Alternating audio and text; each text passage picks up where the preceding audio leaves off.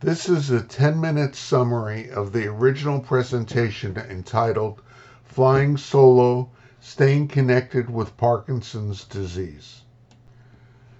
Jeffrey Wertheimer is the Chief of Psychology and Neuropsychology at Cedars-Sinai Hospital in Los Angeles. The original presentation is 54 minutes long. Wertheimer asks us, what does loneliness mean to you? What is its texture, its size, its intensity, its color? He creates a simple Venn diagram for us that shows the relationship of three dimensions of loneliness: emotional or intimate loneliness, relational or social loneliness, and collective loneliness. Wertheimer doesn't stay in the theoretical realm. He has three concrete objectives for this presentation. Understand the difference between being alone and being lonely. Understand the prevalence of loneliness and how it impacts health. And then finally, identify at least three ways that you can better manage feelings of loneliness and improve your own quality of life. Loneliness is on the rise in our country. More people are living alone now than they have in the past. 28% of households now live alone. Now compare that to 1960, when only 13% of all households lived alone.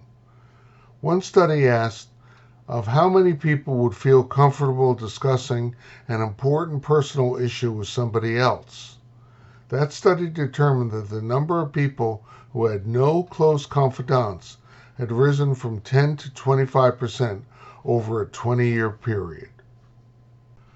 Loneliness has become more pervasive over the years, not just with older adults, but across the board. What about the relationship between loneliness and Parkinson's disease specifically? Wertheimer provides some context for that question. For example, he explains how four major categories of motor symptoms in people with Parkinson's are all worsened by loneliness. He then explores themes impacting our connection with others. Specifically, he looks at how PD has diminished our social pursuits and limited the number of people with whom we interact.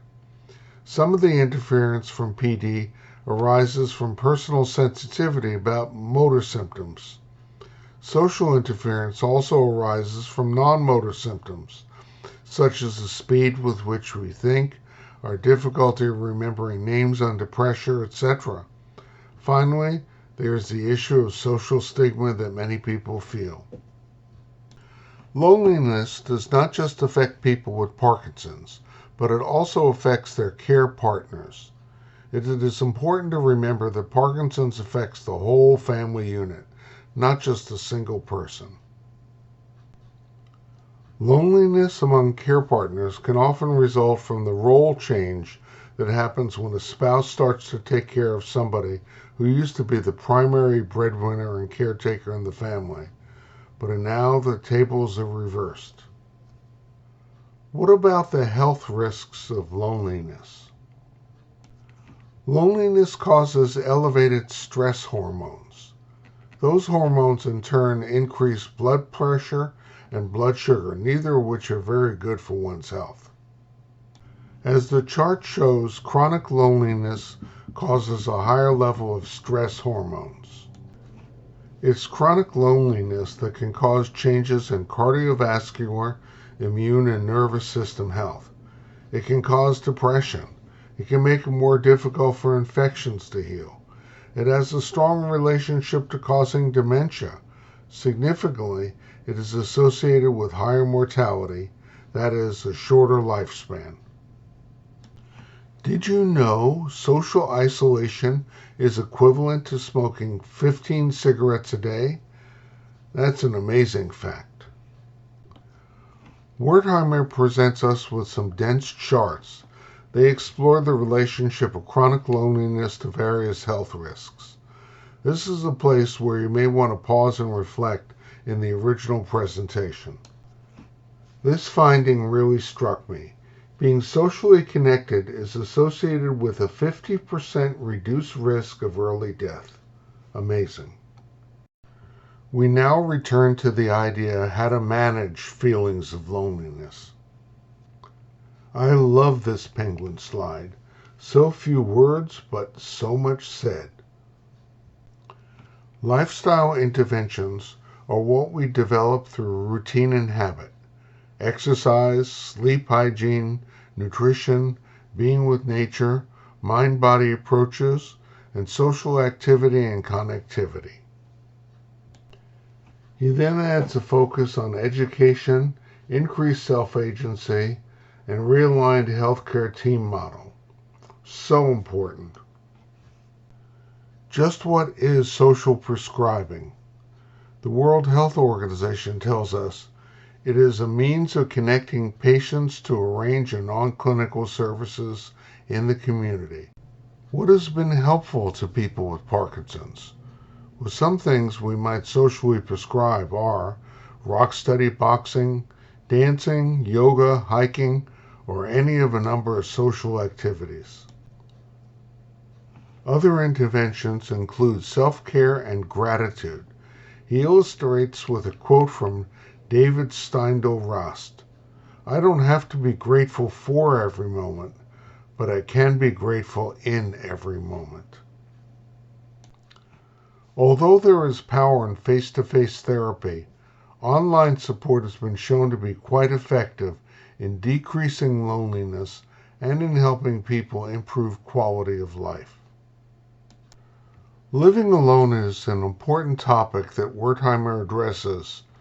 He addresses the question of when and why one might want to consider living in a residential home. He notes, there is no one right time. For more on this topic, I refer you to the full presentation. In this world, how do we manage perspective? 90% of happiness, long-term happiness, is based on how your brain processes the world, not on the external circumstances. All of this is not to say that by shifting perspective, we can magically turn negatives into positives, but managing perspective is something within our grasp. Wertheimer shares some great optical illusions to make a point about perspective and how we see things. What animals do you see in these two slides? Beliefs shape perspectives about what we can and cannot achieve. Often people with chronic illness may become trapped and invalidated, not by the force of their disease, but by the power of their beliefs about it. Managing thoughts and emotions requires a toolbox. Wertheimer illustrates this with the diagram that you see. Where the attention goes, the emotion flows. Forming new pathways takes repeated effort and intent. To make a deep physical path, we walk again and again. The same is true in making a deep mental path. We can combat loneliness by using lifestyle medicine. Begin with mindfulness. There are many tools and strategies that we can use to combat loneliness. We manage our perspective by controlling the lenses through which we see. Viktor Frankl tells us, everything can be taken from a man but one thing, the last of the human freedoms, to choose one's attitude in any given set of circumstances, to choose one's own way. Wertheimer concludes with final lessons that could be learned by, quote, remaining with the flock, unquote. That is, by staying connected. We are indeed social animals.